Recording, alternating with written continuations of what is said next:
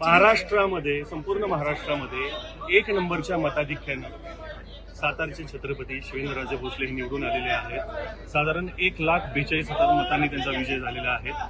ते आपल्या समवेत आहेत। खरं तर पहिलंच एनडीटीव्हीने व्यक्त केलं होतं की तुम्ही निवडून आलात, विजयाची औपचारिकता आहे, काय सांगाल?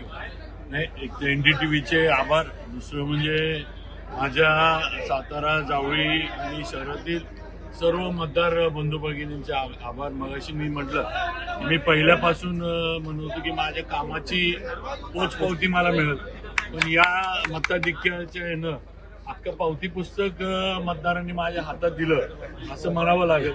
आणि याच्यामध्ये सगळ्यांचे माझे सर्व घटक पक्ष, आमच्या महायुतीचे सर्व माझे स्थानिक कार्यकर्ते, मुंबईचे माझे सर्व मित्रमंडळी आणि सगळ्यात महत्त्वाचे म्हणजे आमच्या लाडक्या बहिणी यांनी हा विजय आम्हाला सगळ्यांना मिळवून दिलाय।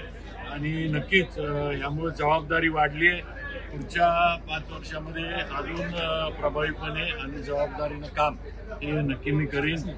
राज्यामध्ये सुद्धा महायुतीनं भरघोस यश मिळवलं आणि याच्यामध्ये पंतप्रधान नरेंद्र मोदी असतील, अमित शाह साहेब असतील आणि आमचे नेते यांच्या नेतृत्वाखाली आम्ही महाराष्ट्राची विधानसभा लढलो, ते देवेंद्रजी फडणवीस असतील, यांच्या नेतृत्वाचा हा करिश्मा आहे। आज भाजप पण सगळ्यात मोठा पक्ष म्हणून महाराष्ट्रामध्ये म्हणजे आलेला आहे, निवडून आलेला आहे आणि महायुती सत्तेत आलेली आहे। त्यामुळे देवेंद्रजींच्या नेतृत्वाखाली आम्ही चांगलं काम महाराष्ट्रामध्ये सुद्धा नक्की करू। महाराष्ट्राच्या तर मुख्यमंत्र्यापदाची चर्चा चालू झालेली आहे आणि देवेंद्र फडणवीसांचं 1 नंबरला नाव आहे, आपलं काय मत आहे? शेवटी ज्या पक्षाचे आमदार जास्त त्यांचा मुख्यमंत्री होतो किंवा झाला पाहिजे हे पहिल्यापासूनचं सूत्र आहे।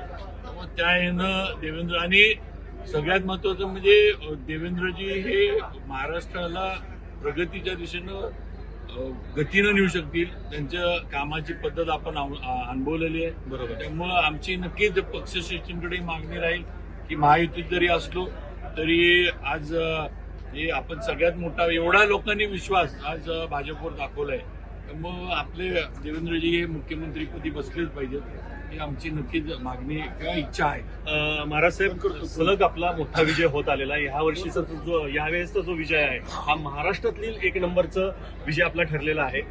तर आपण प्रमुख दावेदार आहात महाराष्ट्राच्या मंत्रिमंडळातल्या आणि लोकांची, जनतेची, सातारकरांची मागणी आहे, काय सांगा? आता हे पक्षश्रेष्ठींचे निर्णय आहेत, पक्ष त्याबद्दल योग्य निर्णय घेईल, पण मला एक मनापासून पहिलं समाधान आहे की आज आमचं सरकार महायुतीचं आलं। त्यामुळे माझ्या मतदारसंघातली उद्याची जी कामं आहेत, जी मला करायची किंवा जी लोकांना अपेक्षित आहे माझ्याकडनं, सातारा असेल, MIDC आपल्या विषय असेल, बोंडारवाडी असेल, जावळी तालुक्यातलं मऊहादगीरचं, हे जे आहेत शहरातली, तालुक्यातली, ही आता महायुती सत्तेत आल्यामुळं आम्हाला नक्की लोकांच्या अपेक्षेप्रमाणे पूर्णत्वाकडे नेत आहे। एवढा मोठा विजय होऊन सुद्धा शिवेंद्रराजांची मनापासून इच्छा आहे की माझ्या तालुक्यातील लोक, माझ्या ग्रामीण भागातील लोक, त्यांच्या अडचणी असतील ते प्रश्न मला प्राधान्याने सोडायचे आहेत आणि पक्ष नक्कीच माझ्या या विजयाचा विचार करेल, अशी अपेक्षा शिवेंद्रराजे यांनी व्यक्त केलेली आहे। सुजित आंबेकर, NDTV मराठी, सातारा।